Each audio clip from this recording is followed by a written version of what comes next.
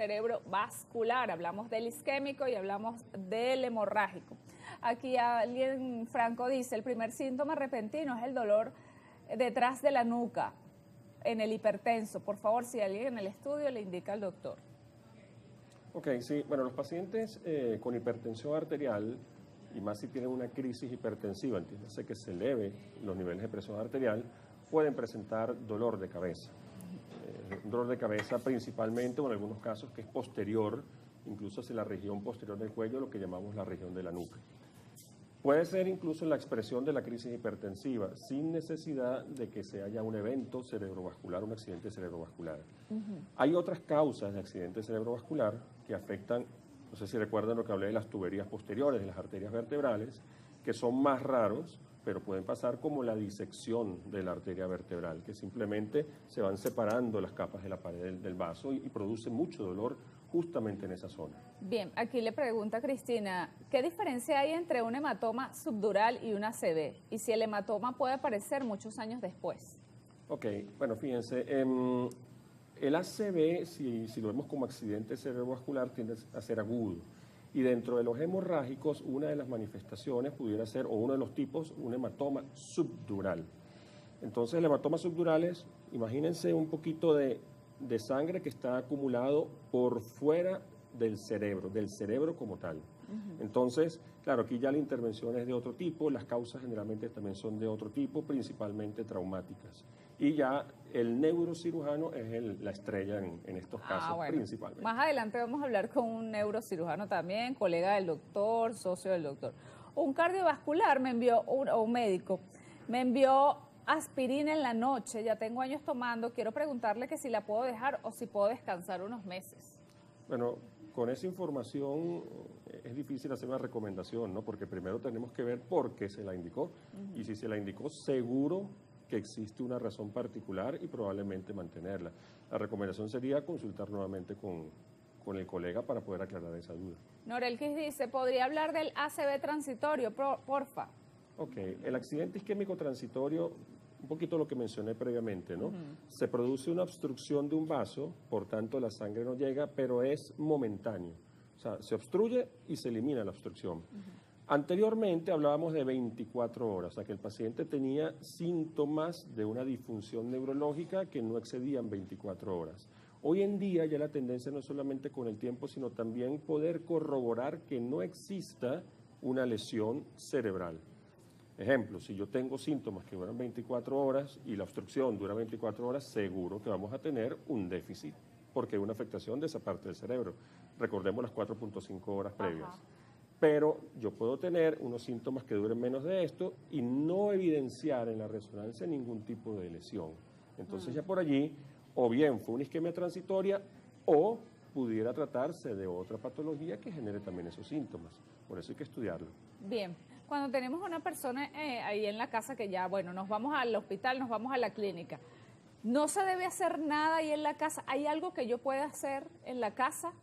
Buscar alcohol, darle un medicamento.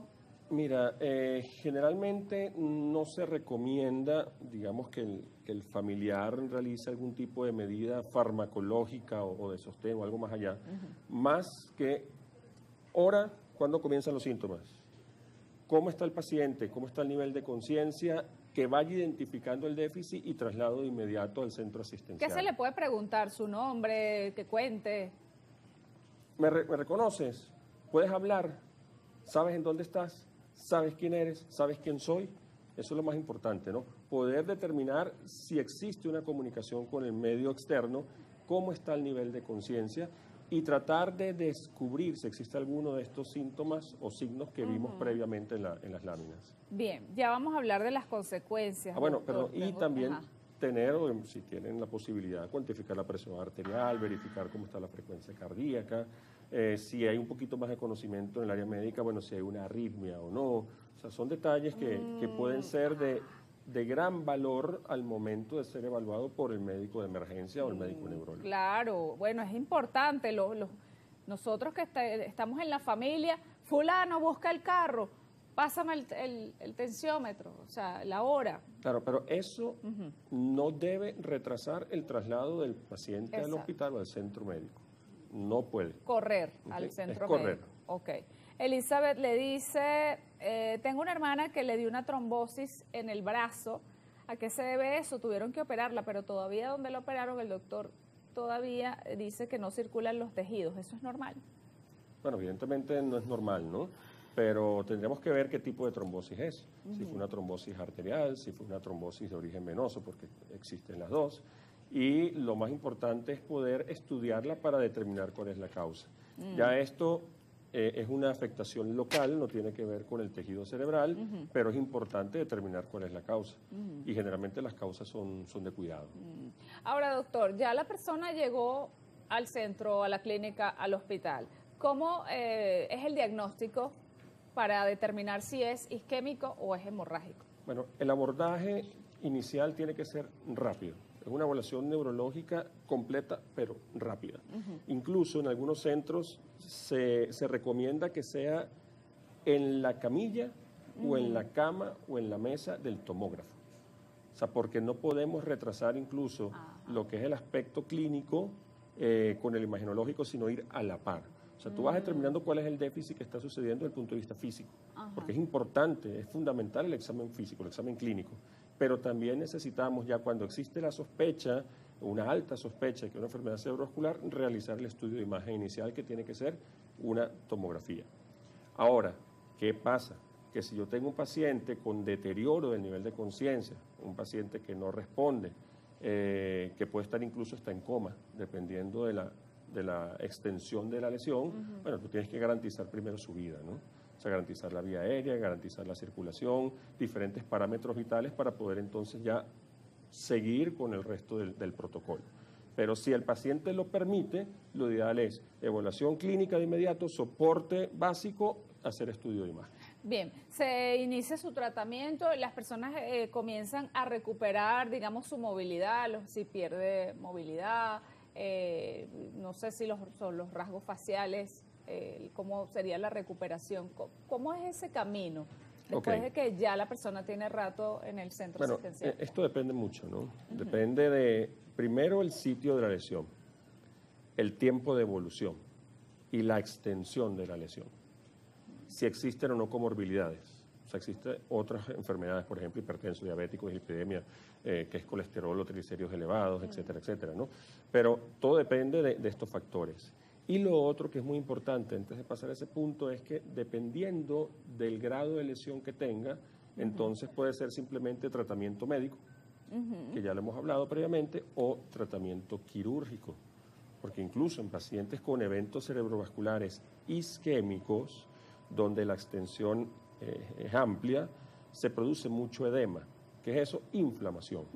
Y si hay mucha inflamación dentro de una bóveda cerrada, que es el cráneo, entonces vamos a tener problemas. Y allí tenemos que llamar al neurocirujano para que él entonces nos ayude con el tratamiento, hacer una cranectomía descompresiva, que bueno, ya seguro más adelante lo vamos a conversar.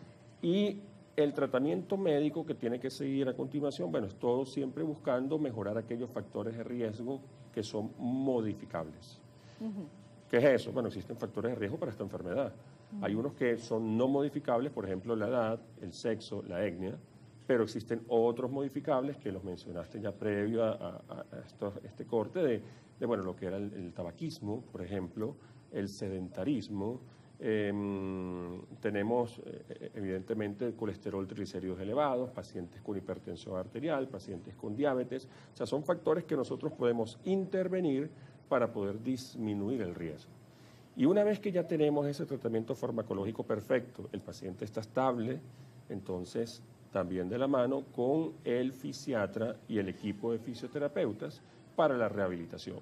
No solamente rehabilitación física, sino también rehabilitación cognitiva, porque es un paciente que necesita reeducar a su cerebro para poder volver a realizar todas las funciones que previamente hacía, ¿no?